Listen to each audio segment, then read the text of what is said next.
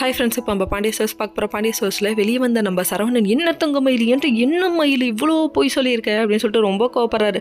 அது மட்டும் இல்லைங்க, என்ன இது நீ புழுகுனி மூட்டையால் இருந்திருக்க, இது தெரியாமல் நான் முட்டாளால் இருந்திருக்கேன், இது இன்றைக்கி தான் உனக்கு தெரியுமாடா தம்பி அப்படிங்கிற மாதிரி ஆச்சு. அதுக்கப்புறம் இவங்க அப்படியே சோகத்தில் கூட மாமா அப்படின்னு சொல்லிட்டு பார்க்க மாமா மாமான்னு என் தலையில் மிளகா அரைச்சிட்டி அடி அப்படின்னு ரியாக்ஷன் வேறு மாதிரி விட்றாங்க.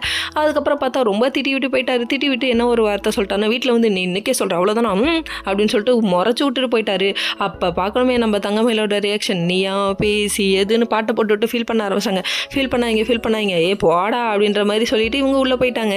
இப்போயும் நீ வீட்டுக்கு வர மாட்டல அப்படிங்கிற மாதிரி தான் இருக்குது. அதுக்கப்புறம் மீனா ஒரு பக்கம் வீட்டுக்கு வந்து உட்கார, என்னத்த வீட்டில் நடந்ததெல்லாம் கேள்விப்பட்டீங்களான்னு சொல்லி கேட்குறாங்க. உன் ஆஃபீஸில் நடந்ததுன்னு எல்லாம் கேள்விப்பட்டோம்ப்பா அப்படின்னு சொல்கிறாங்க.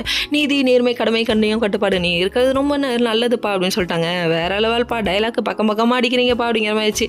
சரிப்பா நம்ம அரசியை போய் பாட்டு வரலாம்னு சொல்லிட்டு அரசி இங்கே வந்து பார்க்க வந்தால் புது மாப்பிள்ள ஃபோன் பண்ணுறாரு. புது மாப்பிள்ளைக்கு ரம்பப்பரே அப்படின்னு சொல்லிட்டு பாட்டை போட்டுட்டு அவருக்கு ஆடுற மூடு. ஆனால் உன்னை பார்த்தா எனக்கு எரிச்சலாக வருதுறாங்கிற மாதிரி இருக்குது அரசியை பார்க்க.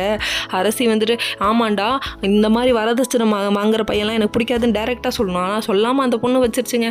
இன்னொரு பக்கம் மீனா ஏமா பேச மாட்டேங்கிற, குமாரை வந்து உன்னை ஏமாத்திருக்கான், நீ அதனால் கில்ட்டி ஃபீல்லாம் ஆக வேணாம், அவனை விட்டுரு மறந்துடு அப்படின்னு சொல்கிறாங்க. விடாதீக வெட்டி கொள்ளுக இந்த குமார் அப்படிங்கிறாங்க. சரி விடுங்க, இவன் அயோக்கியன், அவன் நினச்செல்லாம் ஃபீல் பண்ணாதீங்கன்னு சொல்லிட்டாங்க. சரிங்க நீன்னு சொல்லிட்டு மாற்றிக்க ட்ரை பண்ணுறேன்னு சொல்லிட்டாங்க. வீட்டுக்கு தங்கமயில் என்ட்ரிங்க. தங்கமயில் என்ட்ரி ஆனோன்னு என்னென்ன கேள்வி வருது, பெரிய ஆஃபீஸ் வச்சிருக்காமல, ஆஃபீஸு லீவ் போட மாட்டேங்கிறான்னு சொல்ல, ஏன்டா போனேங்கிறீங்க, போகலன்னா போனீங்க, இப்போ என்ன தாண்டா பண்ணணும், வேலைக்கு போகணுமா போகக்கூடாதா, உண்மையை சொல்லுன்னு சரவணன் சொல்கிறாரு.